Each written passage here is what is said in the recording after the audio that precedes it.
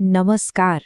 चलिए आज क्वांटम दुनिया के एक ऐसे रहस्य को समझते हैं जो हमारे असलियत के बारे में सोचने का तरीका ही बदल देता है। ये एक ऐसा नियम है जो सीधे सीधे हमारी समझ को चुनौती देता है। तो सीधा सवाल ये है कि आखिर ये क्वांटम दुनिया इतनी धुंधली, इतनी अनिश्चित सी क्यों है? ऐसा क्या है कि जब भी हम बहुत ही छोटे लेवल पर चीज़ों को देखने की कोशिश करते हैं, तो सब कुछ मानो धुंध में खो जाता है? और देखिए, ये कोई हमारी टेक्नोलॉजी की कमी नहीं है। ये तो ब्रह्मांड के बहुत ही बुनियादी ताने-बाने का हिस्सा है। और यहीं से हमारी पड़ताल का पहला हिस्सा शुरू होता है। सबसे पहले ये समझना जरूरी है कि ये जो धुंधलापन है ना, ये हमारे मापने वाले औजारों की कोई गलती नहीं है। नहीं, ये तो प्रकृति का एक बहुत ही गहरा, एक मौलिक नियम है। इसे ऐसे समझते हैं कि क्वांटम लेवल पर ना हमेशा एक तरह का समझौता करना पड़ता है। जैसे कोई ब्रह्मांडीय तराजू हो। अगर आप किसी कण की पोजीशन, वो ठीक-ठीक कहाँ है, ये जानने की कोशिश करते हैं, तो उसका मोमेंटम, यानी वो कितनी तेजी से और किस तरफ जा रहा है, वो धुंधला हो जाएगा। एक चीज साफ तो दूसरी धुंधली। और ये हमारी रोजमर्रा की दुनिया से कितना अलग है, ये सोचना ही बड़ा दिलचस्प है। देखिए, हमारी दुनिया में क्लासिकल वर्ल्ड में एक बेसबॉल को देखो। हम बिल्कुल ठीक-ठीक बता सकते हैं कि वो कहाँ है और कितनी तेजी से जा रही है, एक ही साथ, कोई दिक्कत नहीं।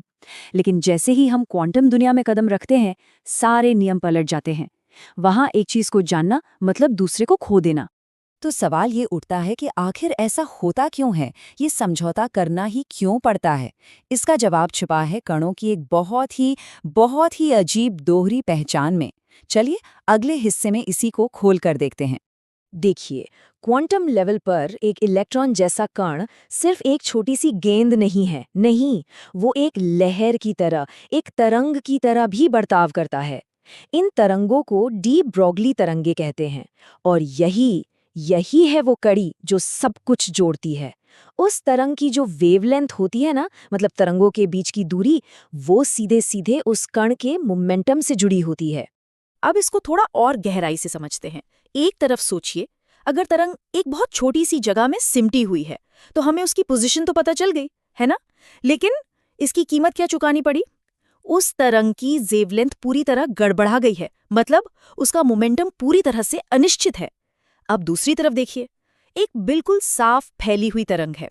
इसकी वेवलेंथ एकदम पक्की है, तो इसका मोमेंटम भी हमें पता है।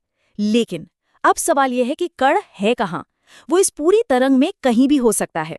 यही है वो बुनियादी समझौता। अच्छा, इस आइडिया को और भी पक्का करने के लिए चलिए एक क्लासिक थॉट एक्सपेरिमेंट करते हैं। मान लीजिए कि हम एक बहुत ही ताकतवर माइक्रोस्कोप से एक अकेले इलेक्ट्रॉन को देखने की कोशिश कर रहे हैं। तो हम ये करेंगे कैसे? देखिए, किसी भी चीज को देखने के लिए उस पर रोशनी डालनी पड़ती है, और एक इलेक्ट्रॉन जैसी नन्ही सी चीज को देखने के लिए हमें बहुत छोटी वेवलेंथ वाली रोशनी चाहिए होगी, जैसे कि एक गामा रे फोटॉन। तो सोचिए, इलेक्ट्रॉन बस वहां है और हम उसे ढूंढने के लिए एक फोटॉन उस पर फेंकने वाले हैं। मगर यहीं पर क्वांटम की अजीब दुनिया अपना खेल दिखाती है। जैसे ही वो हाई एनर्जी फोटॉन इलेक्ट्रॉन से टकराता है, हाँ, वो हमें ये तो बता देता है कि इलेक्ट्रॉन कहाँ था, लेकिन साथ ही वो बिलियर्ड बॉल की तरह उस इलेक्ट्रॉन को एक जोर का धक्का भी मारता है। देखने की कोशिश ने ही उस चीज को बदल दिया जिसे हम देख रहे थे। फोटॉन बिखर जाता है और इलेक्ट्रॉन वो एक नई अनजानी दिशा में निकल पड़ता है। उसका मोमेंटम बदल गया। तो इस पूरी कहानी का लॉजिक क्या है?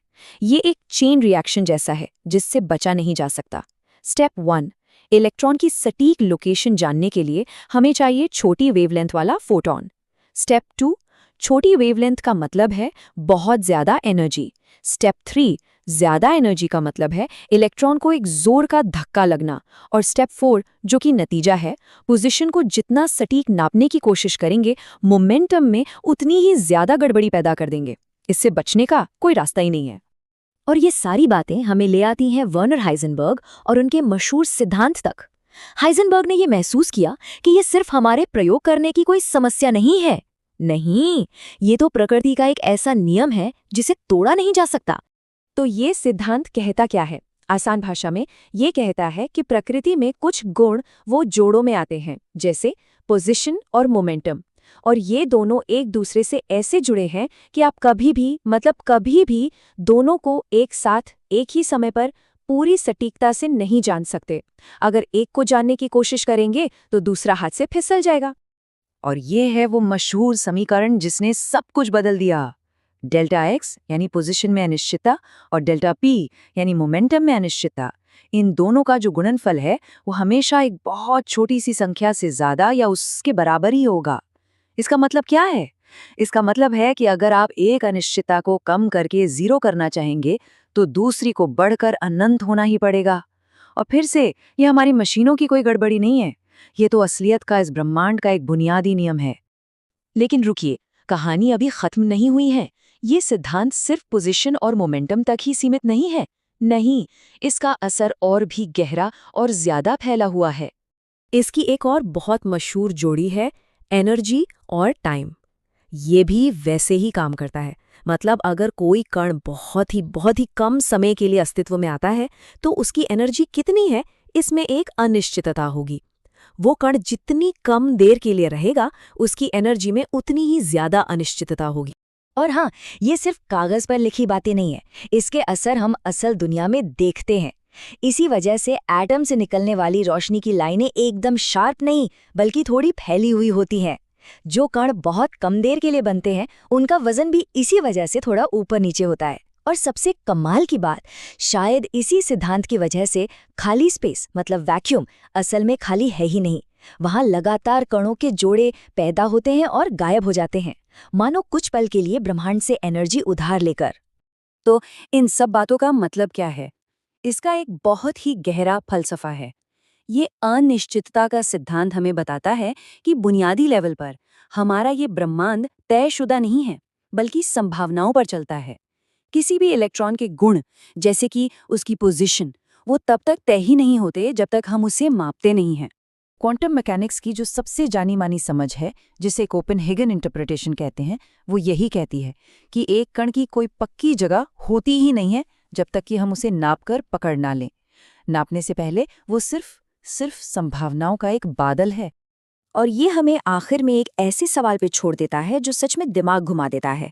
अगर किसी कण की कोई पक्की जगह तब तक नहीं है जब तक हम उसे देख न लें, तो देखने से पहले वो होता कहाँ है? ये एक ऐसा सवाल है जिसने पिछले 100 सालों से वैज्ञानिकों को उलझा रखा है। और ये हमें सोचने पर मजबूर करता है कि असलियत कितनी अजीब, कितनी धुंधली और कितनी अनिश्चित हो सकती है।